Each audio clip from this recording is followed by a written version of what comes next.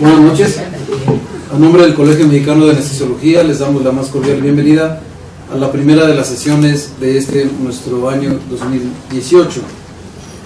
El día de hoy, en esta fría Ciudad de México, a los compañeros que están también en línea para la presentación de esta pequeña plática en la que nuestros compañeros compartirán su experiencia en la parte clínica, en la fase clínica de su práctica diaria. A continuación, la doctora Arisbe Rivera nos hará unos breves mensajes correspondientes a Secretaría y la invitación a que participen en nuestras actividades.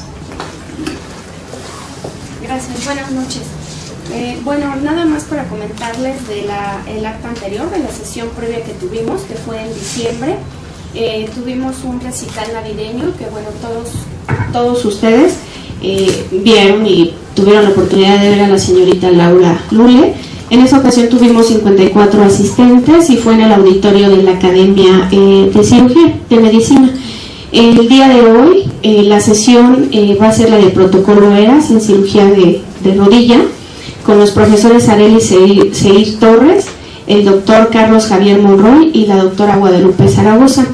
En asuntos generales queremos comentarles que en la página del colegio ya está el programa preliminar del curso de julio de manera correcta, ya lo pueden descargar para quien tenga que pedir los permisos. Y también a partir de mañana la Academia Escolar ya lanzó su convocatoria para el premio que dan cada año. Los invitamos a que entren a la página del colegio para que vean todos los requisitos y, bueno, las bases del concurso y obviamente el premio que está dando la Academia Escolar. La próxima sesión del colegio es el 12 de febrero. Normalmente las sesiones se hacen cada lunes el primer lunes de cada mes. Enero y febrero, justamente por los días festivos y demás, el próximo lunes es festivo, se nos atraviesa ese día, entonces se recorre la sesión, pero a partir de marzo ya las sesiones empezarán de manera correcta a regularizarse. Recuerden, el primer lunes de cada mes. Los invitamos a que nos acompañen nuevamente a las sesiones y no se les olvide, visiten por favor la página del colegio. Y pues bueno, esos serían todos los informes y vamos a darle el micrófono a la doctora Leslie Mejía, que es la coordinadora de las sesiones del colegio.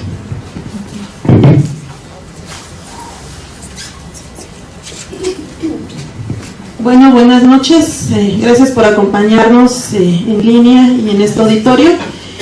Pues a continuación vamos a tener ahora el tema de protocolos ERAS en cirugía de rodilla. Pues estamos de lujo, tenemos, bueno, grandes invitados con gran reconocimiento pues a nivel internacional por todo lo que han hecho y pues vamos a comenzar con nuestro tema. Vamos a presentar a cada uno de ellos, la doctora Guadalupe Zaragoza Lemus. Ella es anestesióloga algóloga del Instituto Nacional de Ciencias Médicas y Nutrición Salvador Subirán y también, bueno, es anestesióloga de posgrado en anestesia regional, pues como sabemos tiene múltiples artículos, conocida por todos nosotros. También la doctora Arely Torres Maldonado, pues ella es anestesióloga posgraduada en anestesia regional, también es secretaria del AFRA y el Comité de Difusión de la MED. De igual manera nos acompaña el doctor Carlos Javier Monroy. Bueno, él es anestesiólogo algólogo también del Hospital Nacional de Ciencias Médicas y Nutrición Salvador Subirán. También es coordinador de la Clínica del Dolor del Instituto Nacional de Rehabilitación y socio fundador de la Sociedad Mexicana de Ultrasonido en Dolor. Entonces, bueno, les damos la bienvenida, muchas gracias por aceptar y pues son bienvenidos. Muchas gracias.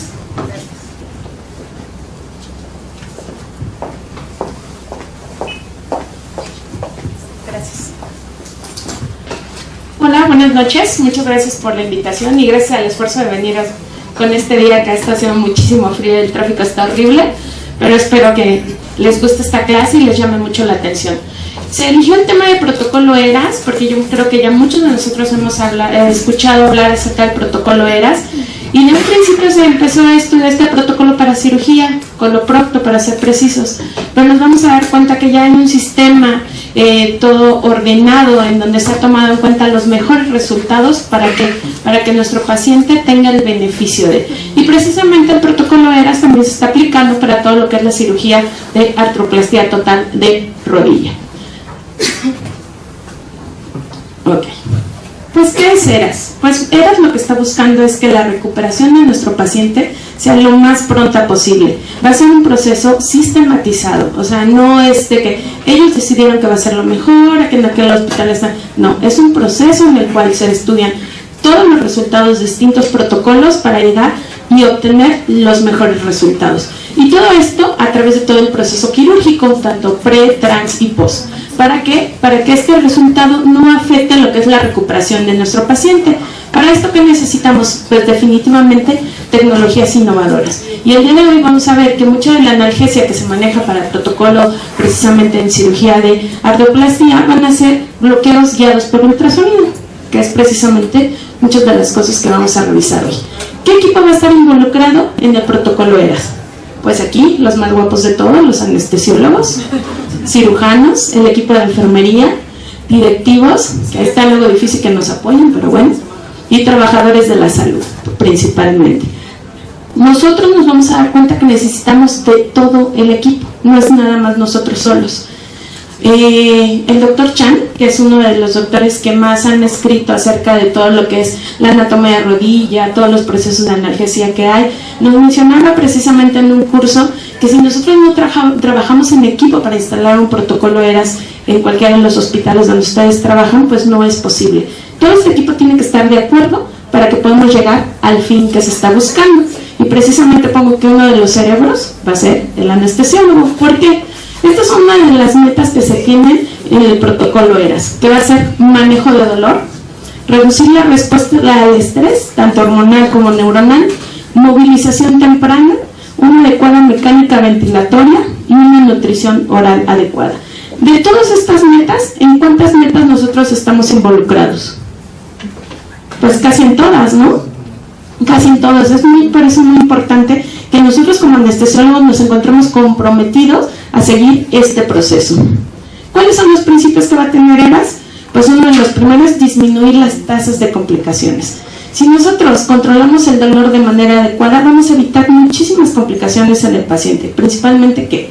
Pues que se aumente el consumo de opioides, lo que conlleva los riesgos no adecuados del consumo de opioides, que disminuir los días de estancia intrahospitalaria, eso es muy importante. Se ha comprobado que ERAS ha reducido los días de estancia intrahospitalaria entre 3 a 10 días en este tipo de cirugía, y una rápida recuperación. ¿Qué conlleva una rápida recuperación? Que el paciente coopere con su terapia física.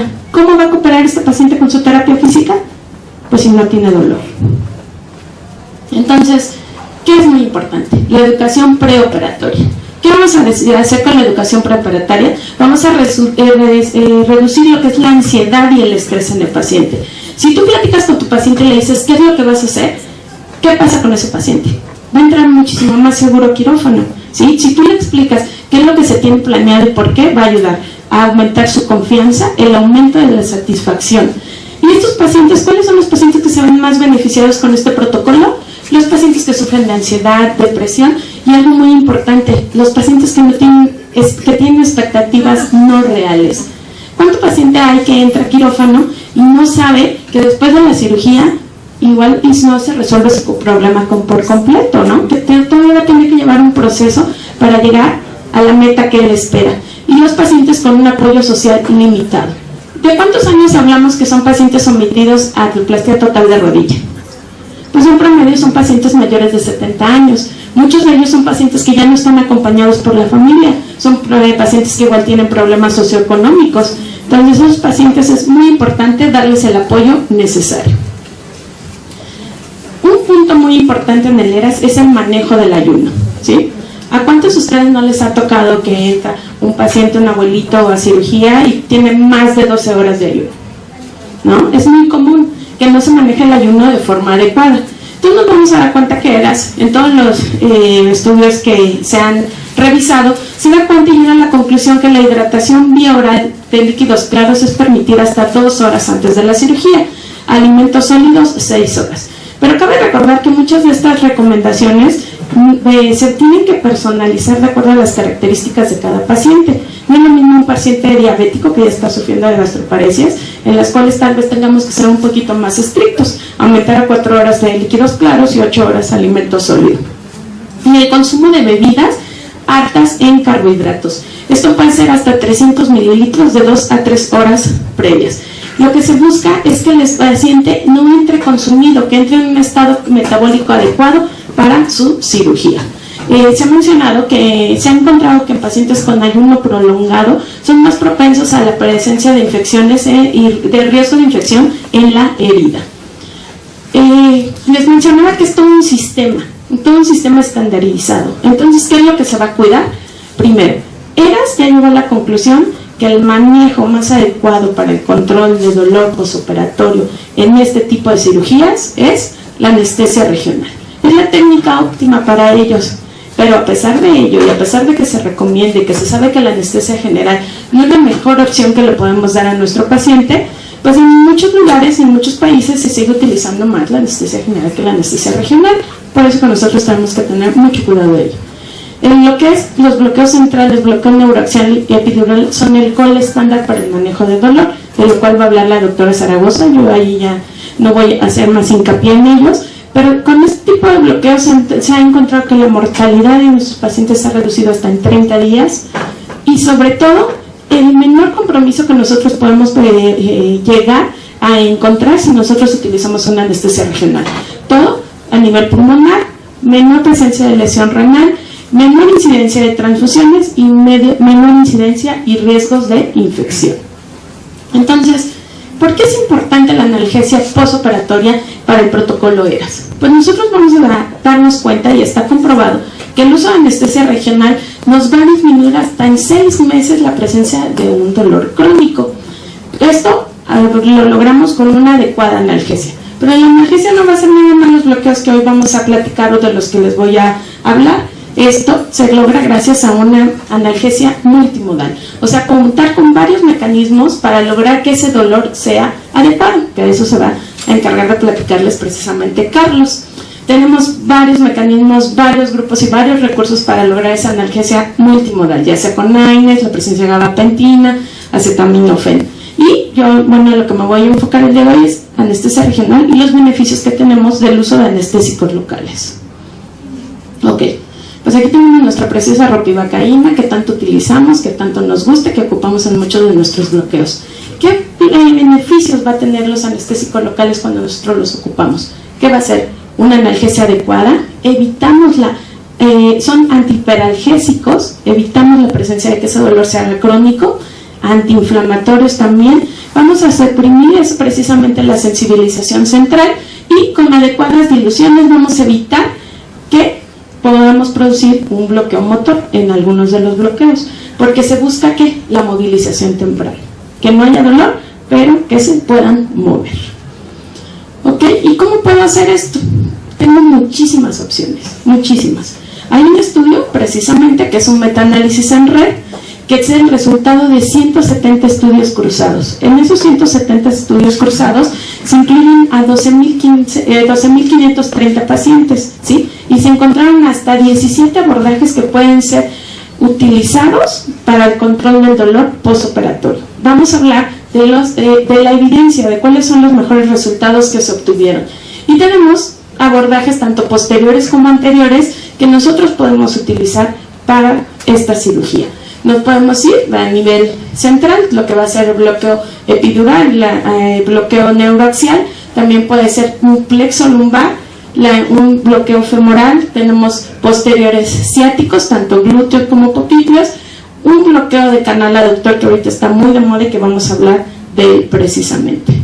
La anatomía de rodilla es una de primera instancia, una anatomía que no es tan sencilla como nosotros pudiéramos pensar. En un principio, cuando nos hablaron de los bloqueos, nos dimos cuenta que muchos de los bloqueos que estaban utilizándose precisamente para el manejo del dolor, iban enfocados principalmente a la cápsula anterior.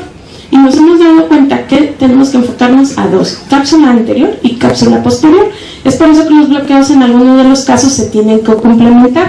Como podemos ver en el video, nosotros vamos a encontrar nervios tanto en la parte anterior como posterior de la rodilla que tenemos la obligación de cubrir precisamente con nuestros bloqueos.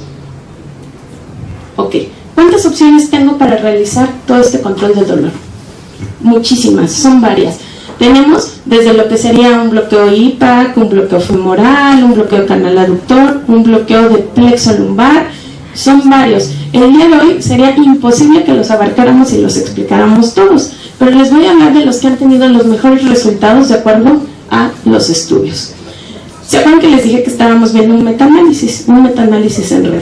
Entonces este estudio lo que hizo es buscar todos los bloqueos que se ocupan y, por ejemplo, analgesia controlada por el paciente, una analgesia epidural, cruzarlos y ver cuál funcionaba más. Y los circulitos más grandes son los que más se han realizado, los que encontramos en mayor número.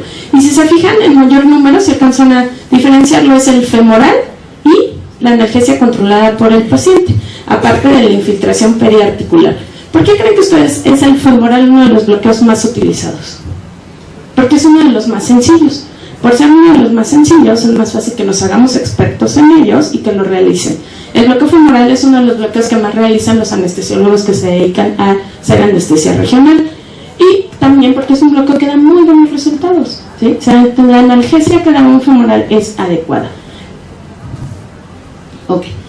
Cuando nosotros ponemos un bloqueo femoral a nivel del triángulo femoral, se dan cuenta que tenemos nuestro nervio femoral.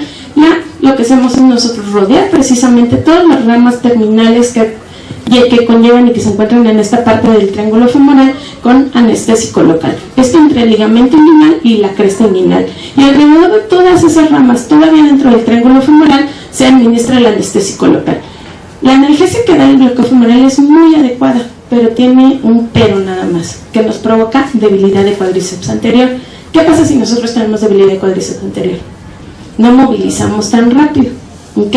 Y si nos tocan pacientes que es necesario, que lo adecuado es que se levanten rápido, que necesitamos que muevan, que veamos que esa prótesis está funcionando, que tenga una rehabilitación temprana, no vamos a parar a un paciente que no tiene fuerza en la pierna. ¿Qué pudiera pasar? Que tiene el riesgo de caída, ¿ok? Entonces es efectivo. El bloqueo femoral se puede realizar también subsartorial. ¿Por qué subsartorial? Porque cuando nosotros hacemos un escaneo a través del muslo anterior, nos podemos ir de triángulo femoral hacia la parte media y el tercio medio precisamente de lo que es el muslo, y nos vamos a ir dirigiendo precisamente todo lo que es el trayecto del músculo sartorio. Por todo ese trayecto del músculo sartorio vamos a encontrar todas esas ramas terminales del femoral. Se ha encontrado que la combinación de bloqueo femoral safeno es buena, ¿sí? Nos da una analgesia adecuada. ¿Y todavía en cuánto riesgo de caída tiene? 2.28. Pero ese 2.28 significa que era un solo paciente de 306 pacientes que teníamos. O sea, tampoco es tan grave, pero esto es gracias a ¿qué? A la educación que le podemos dar al paciente después de colocar un bloqueo. No solo al paciente, también a quién acompaña al paciente. El familiar. ¿Y dónde está el paciente? En el hospital. ¿Y quién lo está cuidando de primera instancia? Enfermería. Entonces nosotros les explicamos a todos ellos, podemos evitar ese riesgo de caída. Eso también lo tenemos que tomar muy en cuenta. El que nosotros coloquemos un catéter femoral se puede comparar precisamente con un catéter peridural. Lo que se menciona es que el catéter femoral luego llega a tener menos riesgos que dejar un catéter peridural. Esto, toda la analgesia tan bonita que provoca un bloqueo femoral va a estar precisamente evidenciada con el menor consumo de opioides. ¿Se acuerdan que les dije que tenemos otras opciones? Esas otras opciones es el bloqueo de compartimento de la fascia ilíaca, que no solo nos sirve para rodilla, también nos va a servir precisamente para cirugía de cadera. Muchos de los estudios que van a encontrar actualmente de ERAS, de protocolo ERAS en ortopedia, son muy enfocados precisamente a que es reemplazo tanto de cadera como de rodilla. La fascia ilíaca está entre el top 5. A pesar de estar en el top 5, no es el mejor, ¿sí? Pero tenemos que conocerlo. Y otra de las ventajas que tiene la fascia ilíaca, que también es un bloqueo fácil y sencillo de realizar. La combinación de bloqueo femoral ciático fue el que tuvo los mejores resultados en el metaanálisis en red que les mostré.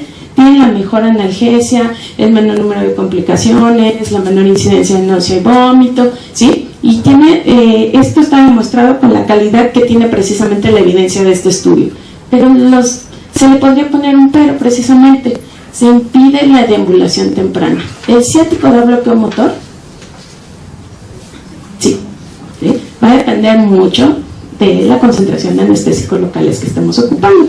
Acuérdense que al principio de la plática les mencioné que al manejando nosotros la concentración de anestésicos locales podemos jugar precisamente en que nosotros vamos a dar una analgesia o una anestesia, ¿ok?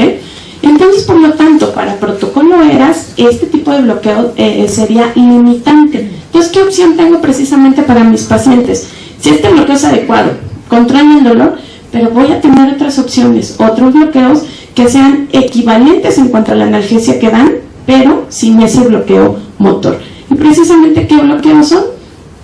El canal aductor, del cual vamos a hablar.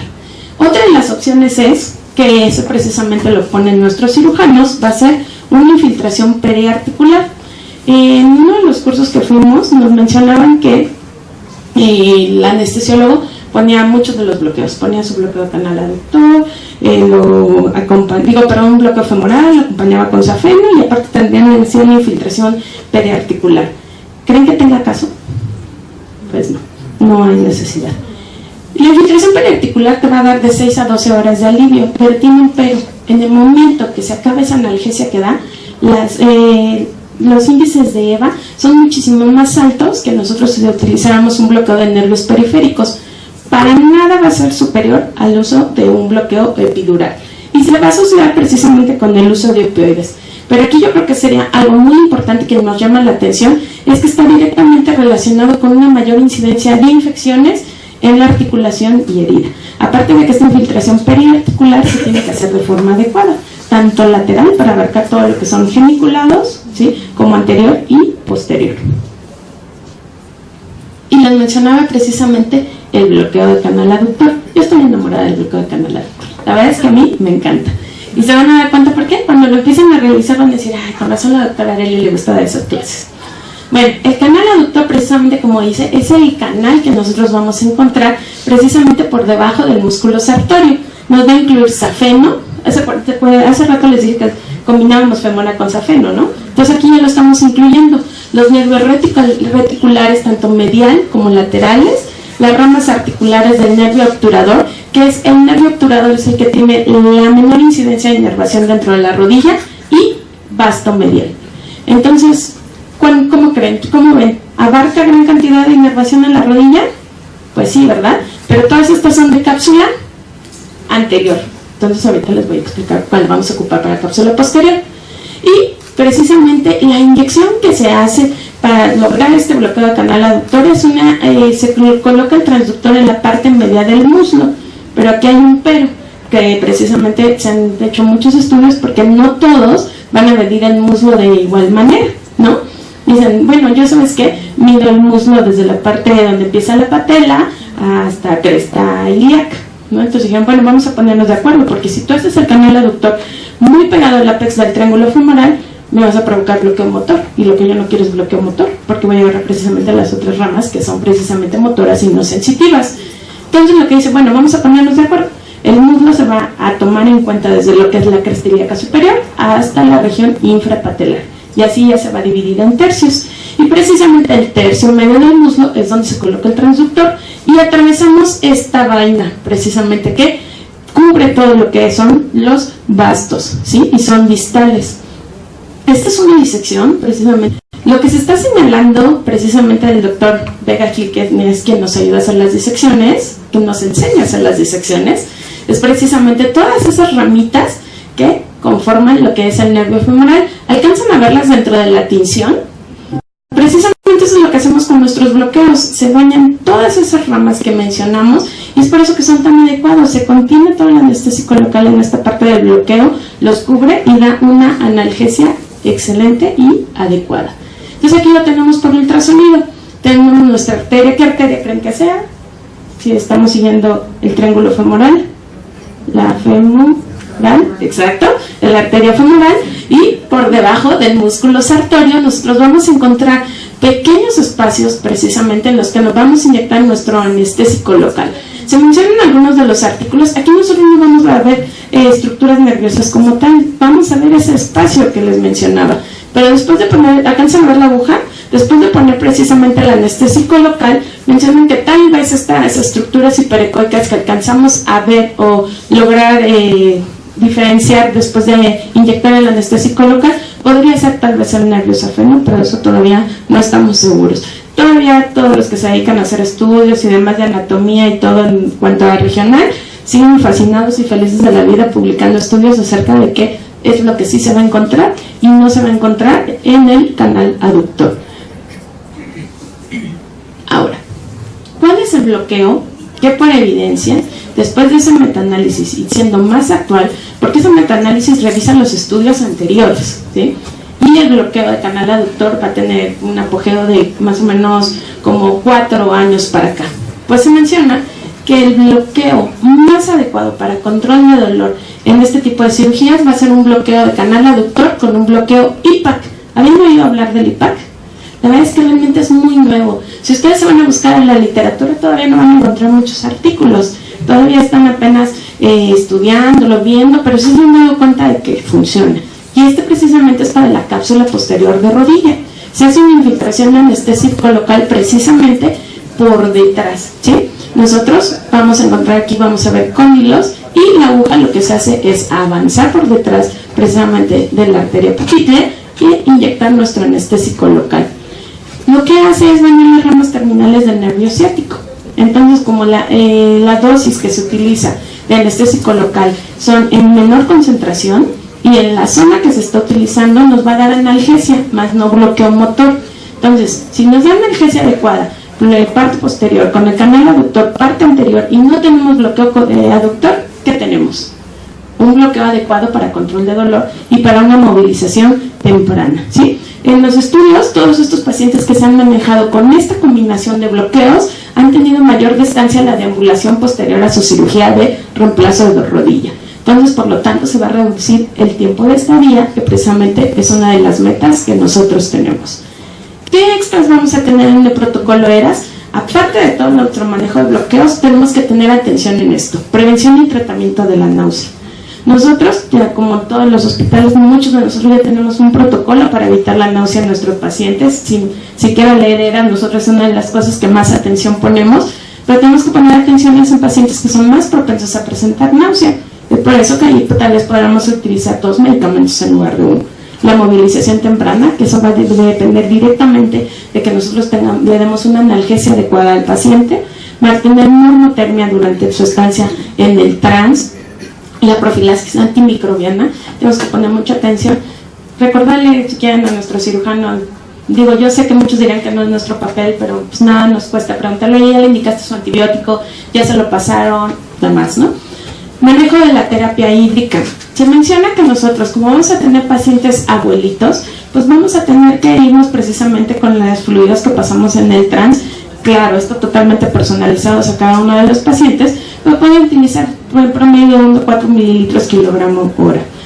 Todo va a depender de las necesidades de nuestro paciente en ese momento, y que no necesitamos tratar de forma agresiva cuando nuestros pacientes no tienen una uresis disminuida, mientras tengamos la presencia de uresis. Urea es otra cosa, pero tenemos que estar al pendiente de ellos. En cuanto a terapia transfusional, tenemos que evitar lo más que se pueda transfundir a nuestros pacientes si podemos, claro está, porque nosotros sabemos, comentamos la morbilidad de nuestros pacientes al ser transfundidos, y esta aquí nos va a ayudar lo podemos hacer actualmente con el uso, lo que mencionan en el protocolo ERAS es el uso de ácido tranexámico, y en los estudios que han realizado mencionan que se puede administrar 15 minutos antes de la primera incisión, ¿sí? Y 15 minutos antes del cierre. Ellos lo mencionan a nivel y en cantidad de 1 miligramo, pero también lo podemos administrar vía oral previo a la cirugía. Y una adecuada terapia antitrombótica. Esta terapia antitrombótica, acuérdense que tiene que durar de 1 hasta 14 días posterior a la cirugía. ¿Cuántas veces no le han preguntado a su cirujano: oiga, doña Alba, ¿cómo le fue? ¿Cómo regresó? Ay, pues fíjate que no ha venido a sus consultas. Oye, ¿y doña Alba? Después de un mes, no, pues no venía a sus consultas. No enteramos qué pasó con doña Alba, ¿no? Entonces, tenemos que tener mucho cuidado. Este es un pequeño resumen de todo lo que les hablé precisamente, y son las metas que tiene el protocolo ERAS, tanto pre, trans y posoperatorio, que es en resumen precisamente lo que acabamos de platicar. Movilización temprana, el inicio de la dieta. Se menciona que el inicio de la dieta temprana se prefiere que sea vía oral. ¿Qué necesito para que esa dieta temprana sea vía oral? Pues que no tenga náusea. Si no ocupo opioides, voy a evitar la presencia de esa náusea. ¿Ok? Entonces, ¿cuál es el sueño de todo paciente, de todo médico? Pues que tu paciente no llegue a un estado catabólico, no le va a aumentar el ayuno, que tenga más de 12 horas, que inicie rápido su vía oral, que no le duela una analgesia adecuada, que se levante, camine y sobre todo que no tenga interrupción del sueño.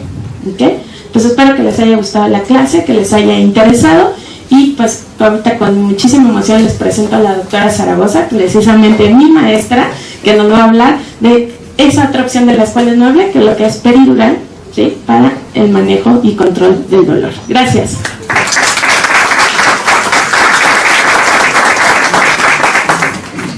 Buenas noches a todos.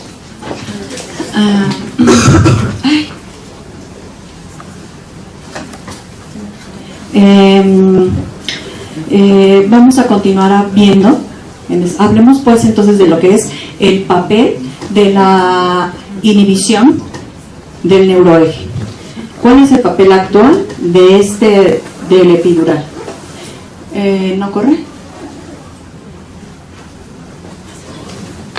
Gracias. El papel actual en estas revisiones que estamos haciendo de los protocolos ERAS en cirugía de rodilla específicamente va a ser controversial, y le agradezco a la doctora Torres que ahora me haya permitido estar acá.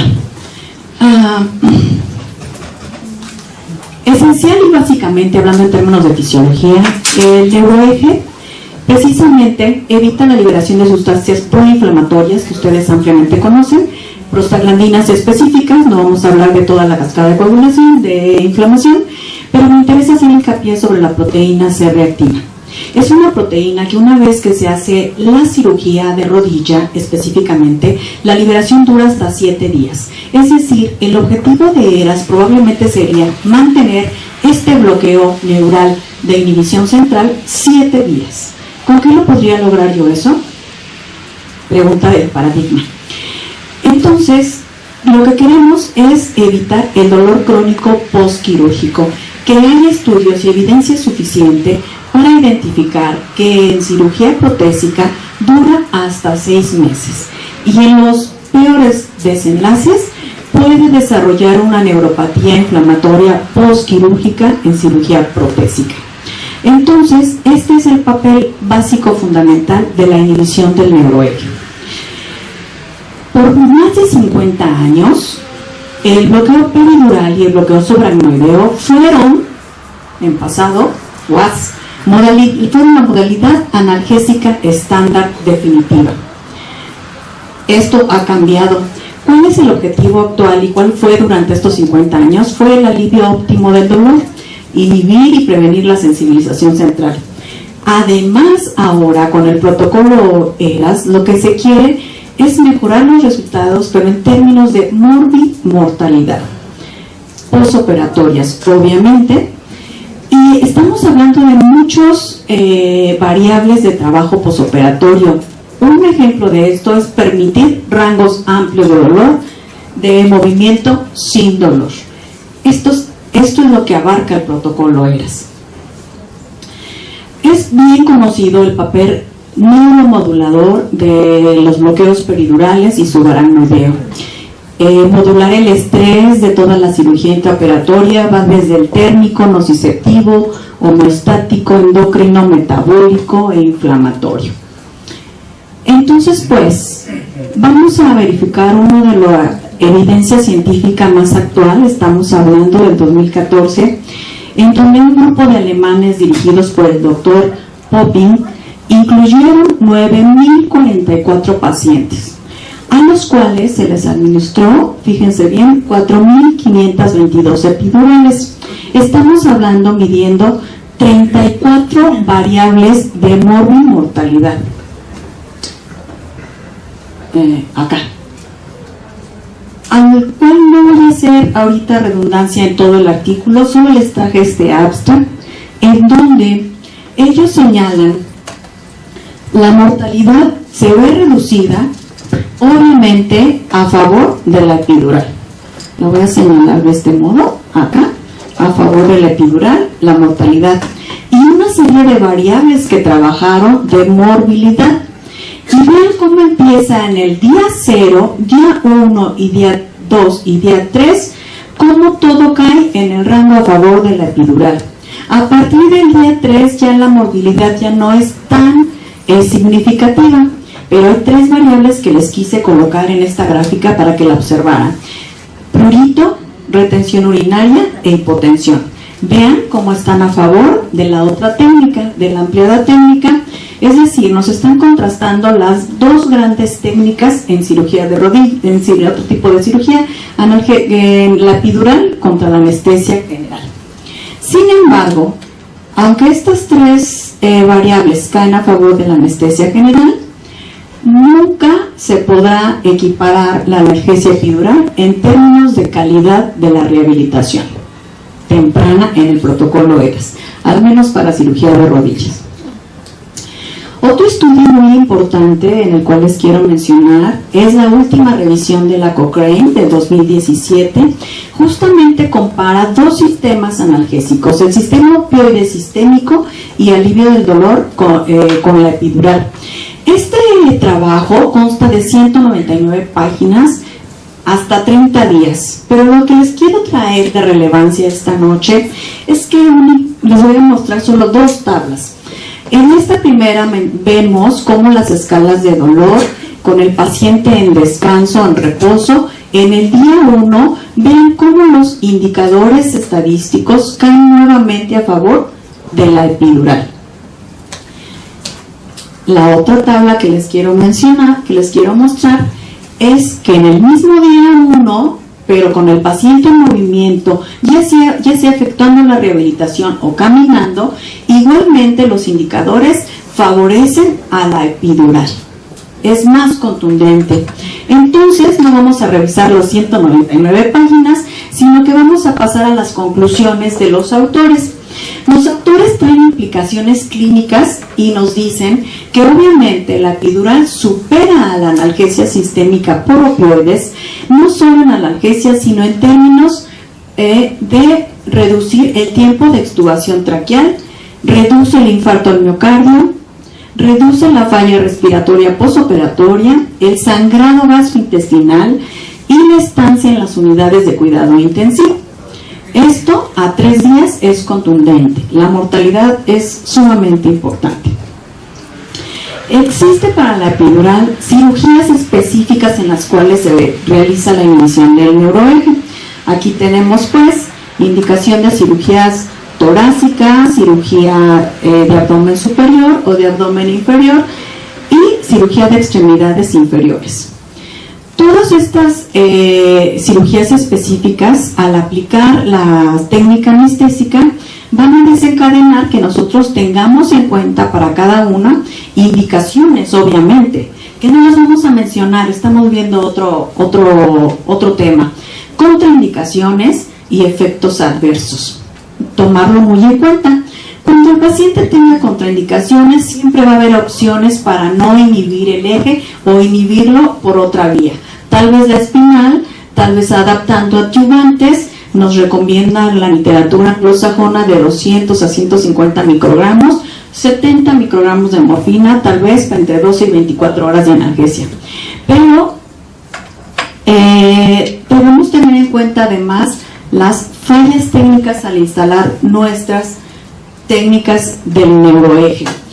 Porque, por ejemplo, no es lo mismo instalar una epidural torácica que el lumbar. Tenemos que saber que la epidural torácica tiene una falla primaria de menos del 8% por la constitución anatómica de la vía torácica.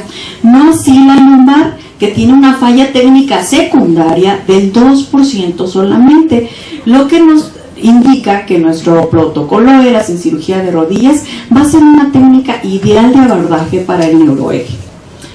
Muy bien. Nuevamente hacemos hincapié en la vía espinal, no solo la epidural. Entonces, son técnicas muy versátiles, muy dinámicas, que vamos a poder encontrar el bloqueo espinal como técnica única anestésica, el bloqueo epidural como técnica única o técnica analgésica, y técnicas mixtas que le llamamos nosotros. Me voy a detener un momento porque narra una enseñanza budista que a 4 sabios se les vendaron los ojos y se les pidió que describieran un elefante que nunca habían visto. Estos sabios empezaron a describir obviamente que el elefante era un colmillo muy puntiagudo. Otro sabio describió que era algo inmenso, inabarcable.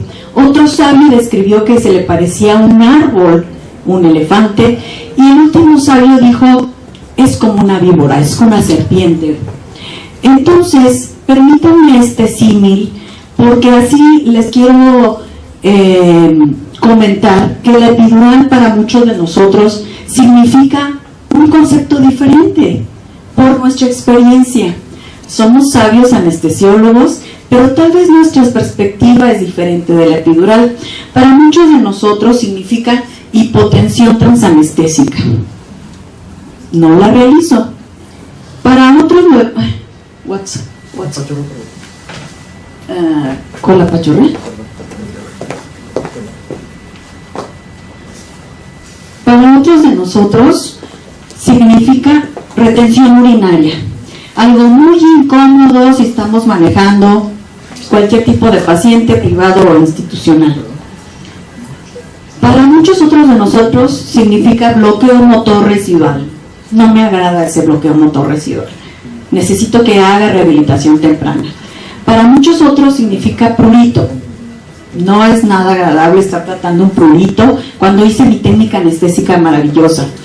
En un escenario dramático, un hematoma epidural, o más allá de eso, una analgesia en parche, una analgesia unilateral. Técnica descrita de menos del 2% para todos los abordajes peridurales lumbares.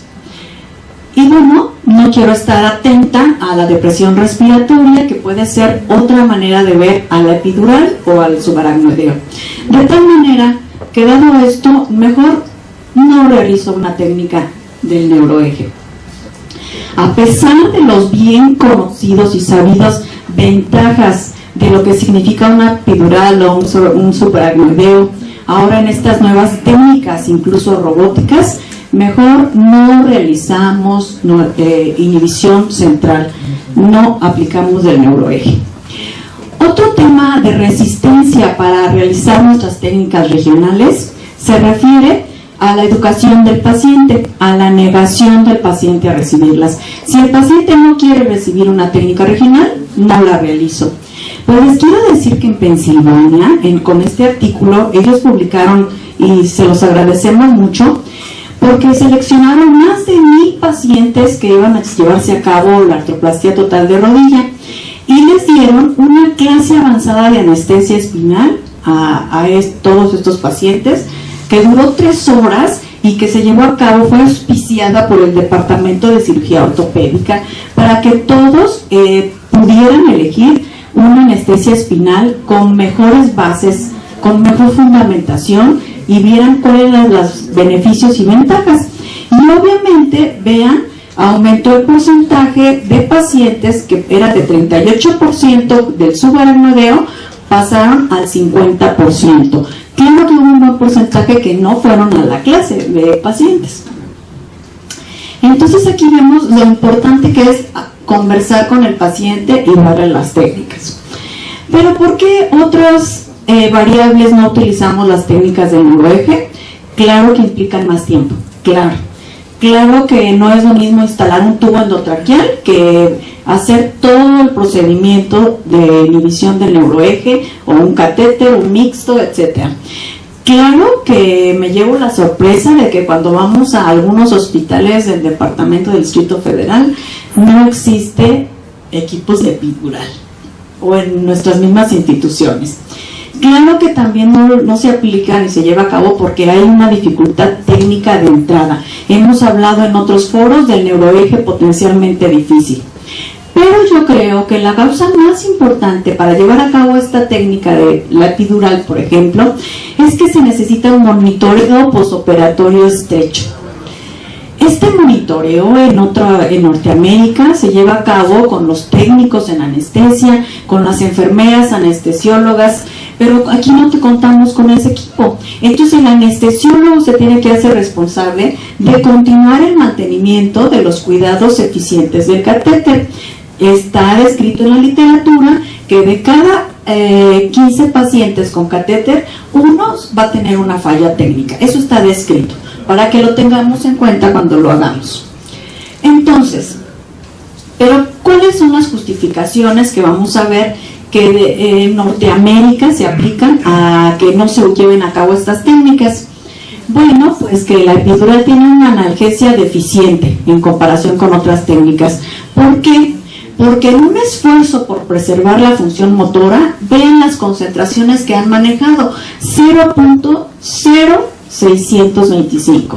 Claro que eso no alcanza para cubrir la analgesia de todas las estructuras nerviosas que nos comentaba la doctora anteriormente.